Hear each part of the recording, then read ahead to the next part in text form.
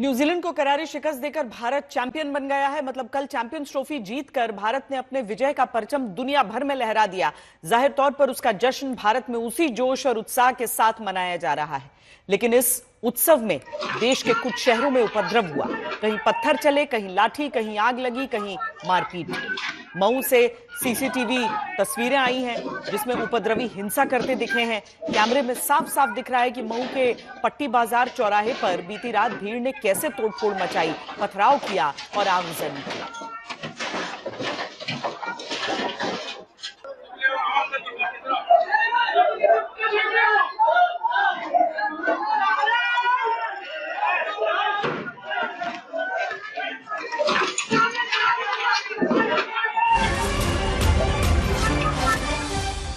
और इस समय बड़ी खबर यह आ रही है कि मऊ हिंसा के आरोपियों पर एनएसए लगाया जाएगा। जिन लोगों ने जीत के बाद जश्न मनाते लोगों पर पथराव किया, तोड़फोड़ की, आगजनी की, उन सब पर अब एनएसए लगाने की तैयारी की जा रही है। एनएसए के तहत कार्रवाई होगी, या कलेक्टर की तरफ से कहा गया है। इंदौर के कलेक्टर का यह बड़ा बयान कि एनएसए के तहत कार्रवाई उन सभी उपद्रवियों के खिलाफ। मऊ में बीती रात हुई हिंसा की तस्वीरें आपको दिखाते हैं कि कैसे ये विवाद बढ़ा, जो आगजनी और पथराव में तब्दील हो गया।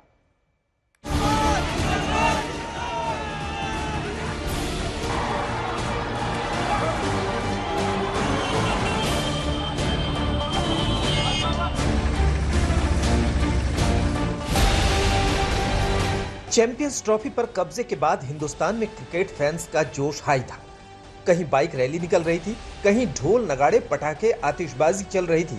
लेकिन इस जश्न में मध्य प्रदेश के महू से लेकर यूपी के सहारनपुर तक और महाराष्ट्र के नागपुर से लेकर तेलंगाना के हैदराबाद तक पुलिस को लाठियां चमकानी पड़ी, क्योंकि कहीं क्रिकेट फैंस जोश में होश खो बैठे, कहीं होश में हुड़दंग हो रही थी।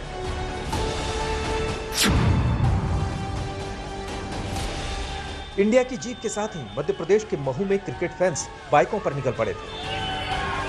हाथों में तिरंगा झंडा लिए उत्साह में क्रिकेट के दीवानों ने ट्रैफिक नियमों की तो अनदेखी की, लेकिन जैसे ही ये बाइक रैली शहर की जामा मस्जिद के सामने से निकलने लगी, उपद्रव शुरू हो गया। वाहनों, दुकानों में तोड़फोड़ शुरू हो गई। देखते ही देखते आग के शोले भड़क पड़े। जहां तहां आग लगाई जाने लगी। पुलिस मौके पर पहुंची तो पुलिस के खिलाफ नारेबाजी हुई। करीब 2.5 घंटे तक उपद्रवी अलग अलग सड़कों, गलियों में हुड़दंग, आगजनी, उपद्रव करते रहे। मामला बढ़ता देख करीब 300 जवानों के साथ पुलिस की टीम मौके पर पहुंची और फिर पुलिस वालों ने हुड़दंगियों को खदेड़ दिया। इंडिया न्यूजीलैंड मैच के बाद कुछ जुलूस निकल रहे थे, जिसमें कुछ लोगों ने मस्जिद के बाहर पटाखे चलाए, जिसके बाद दोनों पक्षों में विवाद की स्थिति उत्पन्न हुई और दोनों तरफ से पथराव हुआ। पुलिस बल जो है वो पूरी तरह यहाँ पे मौजूद है और लगातार पेट्रोलिंग भी कर रहा है। अभी यहाँ पे पूरी तरह से शांति बनी हुई है।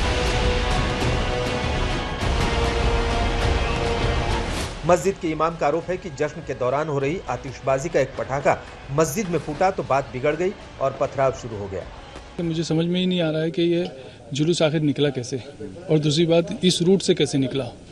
तो ये तो निकल सकता है, जुलूस के लिए तो वो नहीं है, लेकिन किन लोगों ने परमिशन ली थी, क्या बिना परमिशन के निकलता?